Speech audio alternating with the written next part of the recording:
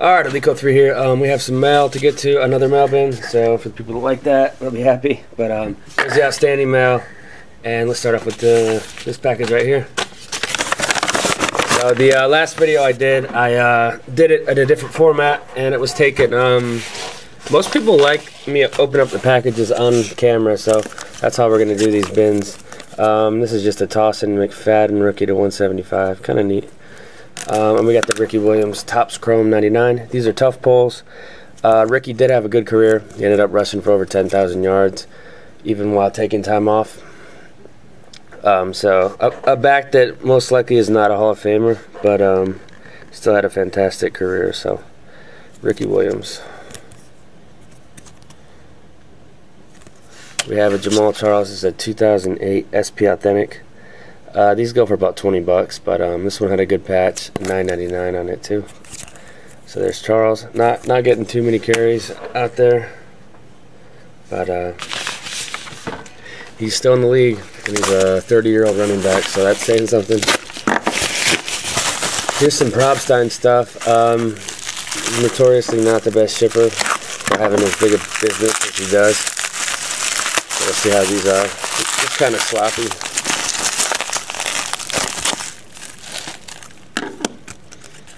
So this is a Moss Black Diamond. It's called Sheer Brilliance, and Black Diamond 98 is a very sensitive set.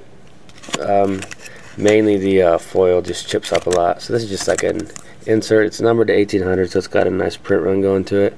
There's some white chipping on this one, so it's probably like an 8. So I don't know. I'll probably just keep it raw. And then this is a cool Peterson. This is UD Premier patches. So the OK obviously stands for Oklahoma, where he went to college. So a cool Peterson, number to 25 too.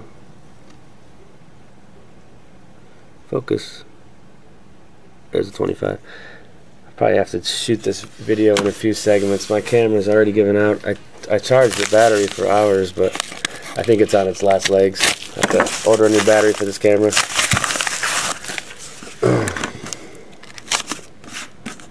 Or this could just be a short bin. We'll just go until the battery gives out. I don't know. 05 Bowman Rogers. So this is raw. The expectations would be to possibly send it in, like most cards I buy. And it looks pretty good. Center nice. Black borders, so watch out for your white chipping. But that card's about $15 raw, and not sure what it's worth in 10 form. I'm going to guess close to 100. It might be more. I don't have a PSA 10 of that card. I have a mint 9. So I think it's a good time to buy Rogers, as he's dealing with the broken collarbone. His stuff should cool a little bit. It's not going to cool that much because he's already sustained the Hall of Fame career, but there are dips here and there to take advantage of if you look into buying Hall of Fame players.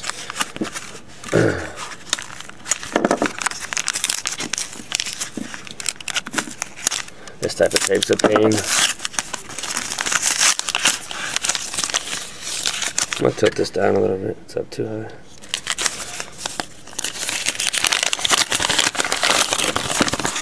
Okay, cool. This was $277. I don't know. I think it was free shipping.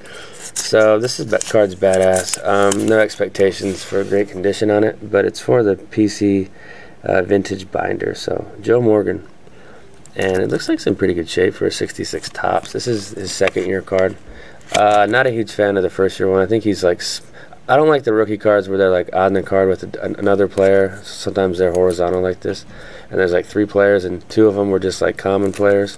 I like when the players are by themselves. Plus this has this Topps All-Star Rookie little logo that they actually still use in cards today. So pretty nostalgic there with the Joe Morgan. So all that history and talk for a card that cost $277. That's what I love about these old baseball cards. And I haven't gotten into old football cards yet, but I'm just a lot bigger fan of old baseball. And that's just me. We've got a bunch of free top loaders. That's always cool. Reggie Wayne. So this would be a... and I've had people comment in my videos when I hit the cards down like this. in the top loaders, like that's damaging the card. They're in top loaders. I'm not hitting the card on the table raw. Patch 2-color 800 Wayne, same tier as the Brees. This is about a $20 card. This is such a badass set. They got everything right. The background's cool because there's no grass or field. They're just on this card with this design. They got the little photo and stuff. I don't know. They just made some beautiful cards. That's probably why the cards from that era command such premiums. Here's another 2001 spot. Shipped in one of these screw downs, which lend to a lot of condition issues I've noticed. Some of these 2001 Tomlinsons came with like little smudges on the patch, and I don't know if it's game used or what, but the patches just could have been worn a little bit during the process of manufacturing them. So this LT is about a and as I drop it, $250 card out of 500. So it's a beautiful card. I'm probably expecting like an 8 on this one. But future Hall of Famer. Or actually, he is a Hall of Famer already.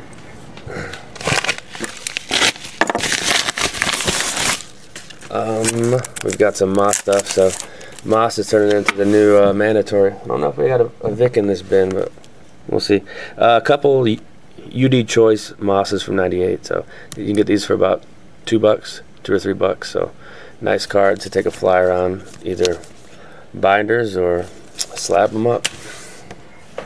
Let's open this one up. So this is a great way to ship items, and this company sends a pamphlet to me like each month. So this is a 6x5x4, so it's great size to ship, you know, 1 or 2 cards of higher value.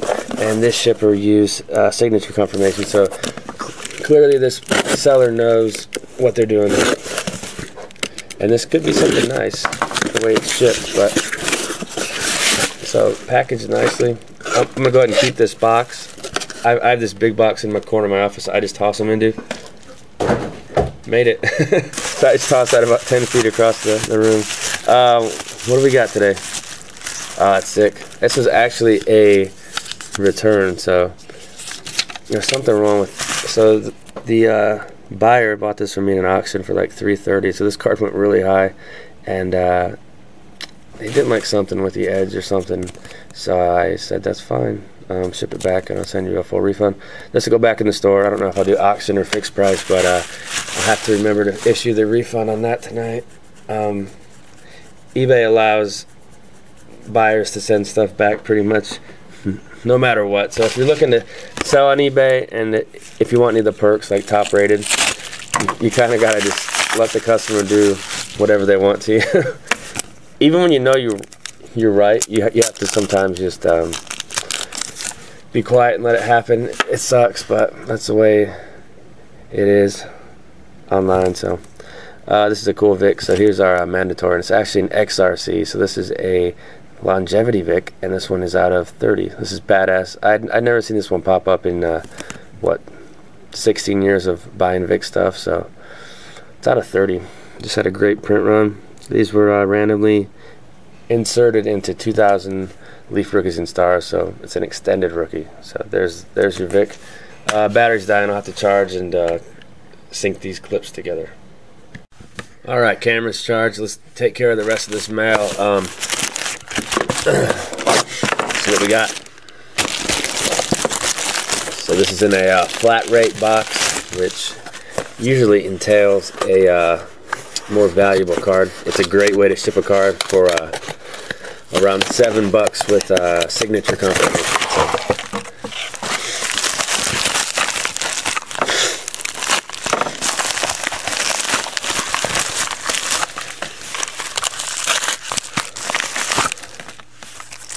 That's a neat card. It was about $60. So Jamal Charles, Exquisite 08. This card's severely undervalued, but that's the way it goes with tailbacks. There's only 199 of it. It's in this little sack. But look at the patch on that. I get it out of here. There we go. It's got a great patch. Most of the Exquisite 2008s come with beautiful patches. Fantastic set. Chris Johnson's in it. Forte. There's a bunch of players in it. Matt Ryan and Flacco. How is Joe Flacco's hobby? I'm just curious. I've honestly never bought a Flacco, but I would imagine it's not doing too well right now. The way he's playing, and the Ravens' offense is so stagnant. I think Flacco kind of already peaked winning that Super Bowl. That was pretty amazing. Donruss Classics. This is just a classic card. Calvin, $5.99. Calvin's hobby has been pretty steady. I'd say it's even, some of his cards are even going up a little bit. People are probably thinking that he will get into the Hall of Fame, and I think eventually he will. There's a lot of receivers still on the outside looking in right now, but most of those guys will most likely get in. I think Torrey Holt's going to get in. Obviously, Terrell Owens will get in. Here's another LT, and this one is a two-color swatch. So the difference in price is like $70 going from the two-color to the one-color. It's in one of these magnetics as well. I'll try not to drop it this time. But beautiful card out of 500. This is one that I would definitely, if I ever had a chance to meet Tomlinson, I would bring one of these.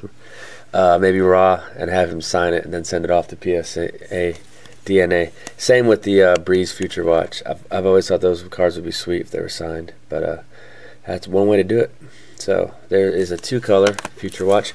That card actually peaked at, I actually sold that card in 2006 for over $600. I think that's the highest. I think that's the highest Tomlinson's cards ever reached.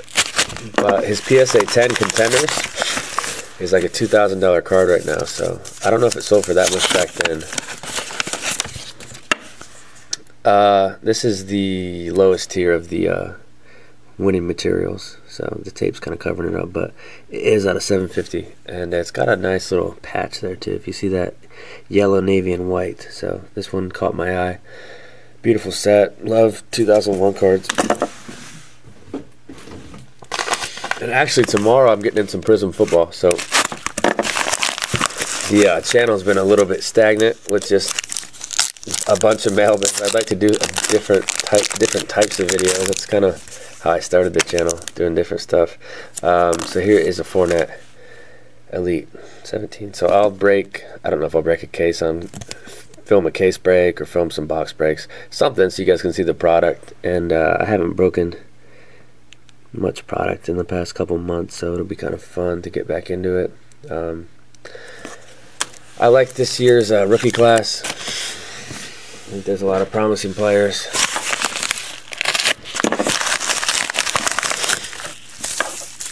Here we go, some vintage baseball. This mantel's sick. I can't remember the price on it. It's not the highest. Okay, so I said in the video I wasn't getting too much into vintage football, but I mean, part of it is I have to learn some of the older players and kind of learn who were the top dogs back then. I mean, I've watched NFL films and seen people talk about players from like the 60s and 70s, but I'll have to check out stats and see who I want to collect. Zonka just seemed like a cool player to buy. Joe Morgan, great second baseman. This is for the vintage binder. That's going to be a thick binder when I start getting it put together. This camera's up too high. Let's drop it down. And we have Bob Gibson. So this is the 75 tops.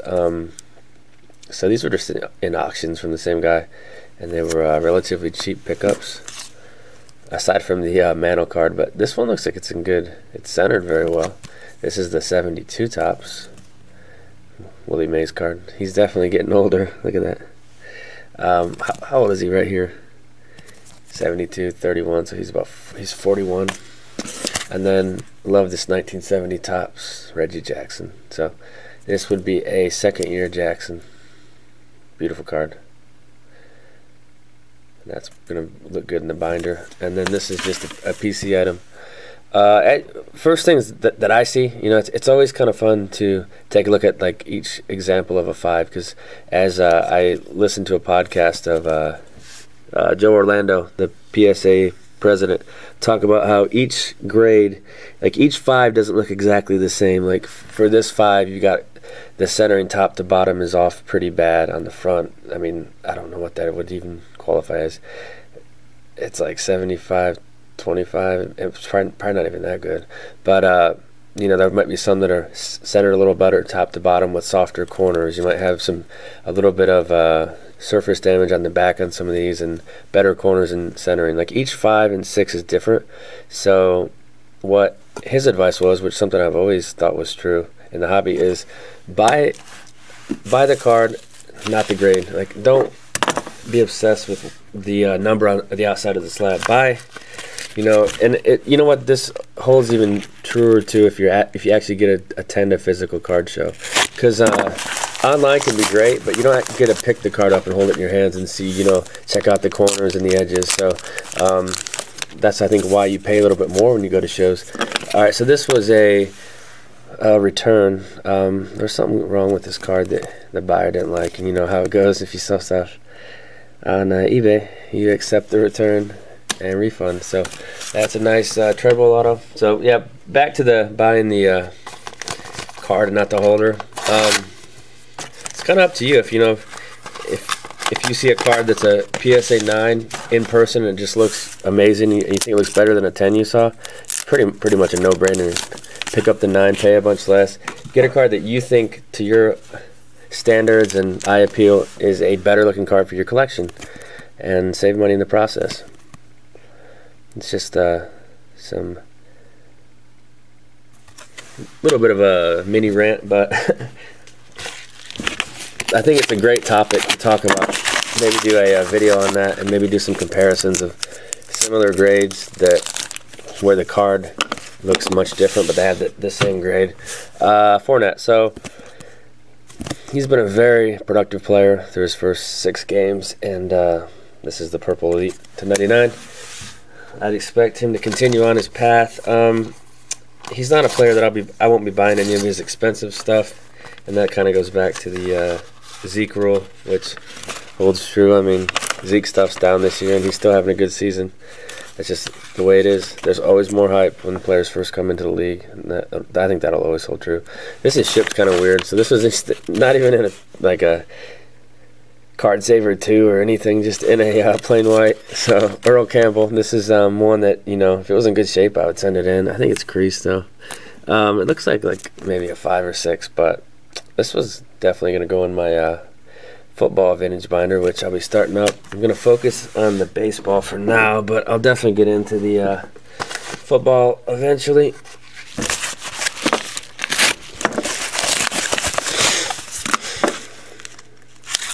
This is shipped great.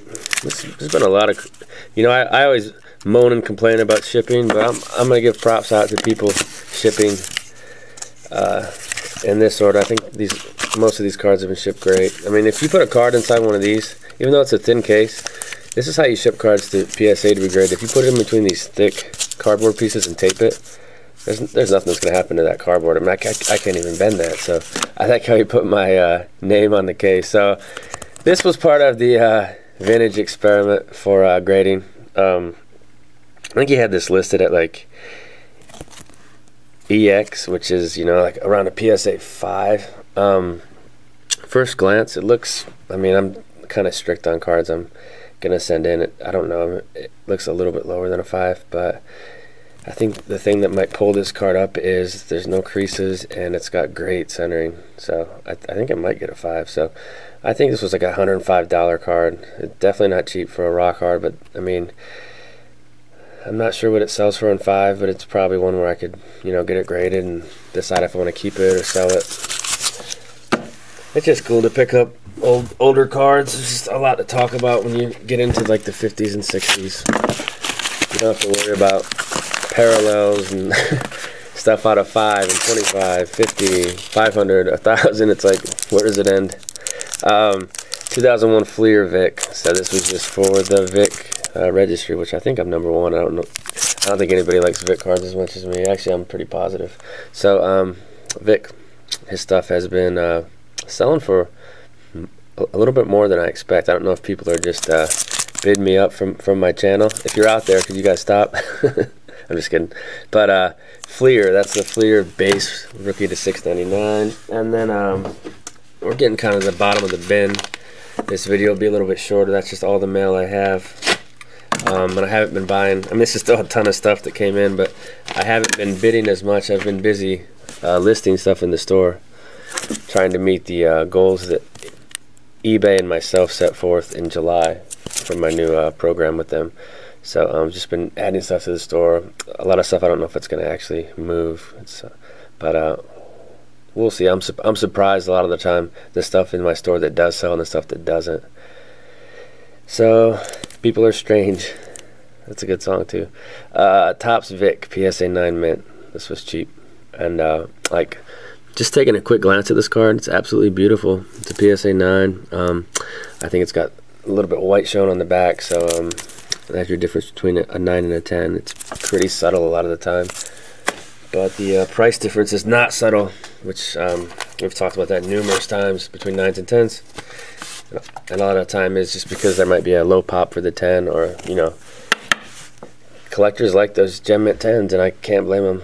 They look great. So here's a turn back the clock. I think that's what it's called, but it's just a Peterson subset rookie, and it was real cheap, probably like $1.50 shipped. But I wanted to try to get it slabbed if it was a quality candidate, and I think it's pretty good. I don't know. I'll have to take a look at that one. We've got a couple flat rates to end on, so we'll spend a little more time talking about these. But most cards that I sell in my store for over like $500, I'll pop into one of these, and obviously eBay automatically purchases the makes you get the signature confirmation, which is a smart deal to get. The package isn't just dropped somewhere and left. It's nice to have somebody sign for it. And it's only like $2.50 extra. So it looks like we got a couple cards in here. These are packed great too. So all around great mail bin today. Got to see some higher end stuff, which is nice for a change.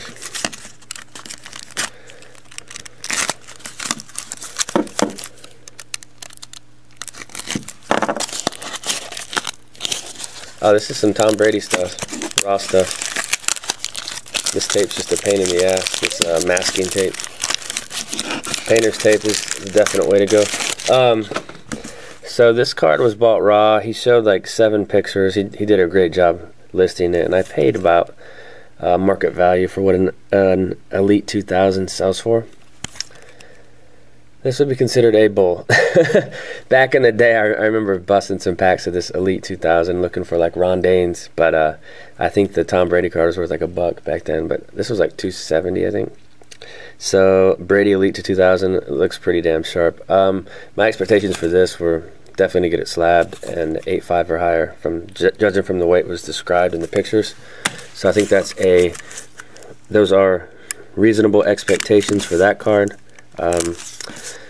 To me, I've said it numerous times, Brady's a buy. I mean, he's just a buy. His stuff's going to continue to go up. I sold a Contenders card, an SGC Gem Mint 10 in my store a few weeks ago, and it was sad to see it go, even though it wasn't mine. Down the road, I think that card is going to be worth a lot more. It was beautiful. It was the nicest copy I'd ever seen, even nicer than some Beckett 9. Well, definitely nicer than the Beckett 9.5s, but nicer on the back than the PSA 10s. There was like no white chipping on the edges. So, God, this one's really sharp too. This is a Bowman one. Man, that's nice looking. Quick glance, it looks like a 10, but that's how every card looks when you first get them in. Bottom right corner might be a little off, but that's beautiful. 2000 Bowman Tom Brady raw. So I am actually prepping a PSA mid-end order, which is any card that I value over 100. It's a lot more expensive when you do that. Send your cards in that way. The trade-off is they come back a lot faster, but from my experience, sending to PSA, they're not too strict with how much you value your cards at, but just don't go crazy with it, you know, valuing stuff, you know, that sells for 500 for like 50 bucks. That's just, I think, pushing it too far. So what do we got? This is This is basically just stock for the store, guys. This isn't going to get anybody too excited, but I was like flipping through these older cards. Every once in a while I'll see a player that I know that's not as well known. That dude just looks like a pedophile. Ryan Duran. I think he was on an episode of Cold Case Files, that dude. But every once in a while I'll find a card that I actually want to keep for my vintage binder. Like that. That's like a fair or a poor. This creases all down the middle. So I try to list these accurately when I throw them in my store. I've got the quick scanner, so I can scan them into the store quick. I'll flip through one more of these. I don't want to send you guys sleeping. See, like that would be one I would throw into my binder. Joe Torre. There's always some gems in these, and there's like a lot of the lots like that's like that wouldn't even, that would grain that as an ST stain. I think it's got like dirt on it. That's a badass one I would keep, Joe Morgan. So I bet the grading range on these is like 1s to 6s. So, and then here's some Fleer. That's like Fleer 60 something, and then that's obviously 64. So tons of vintage. I'm gonna get this listed tonight, get it in the store, and that's it, guys. So pretty fun mail day, actually. I'm gonna link these together and get this one uploaded, and I'll try to think of some different ideas for videos so we don't get too stale here. Later.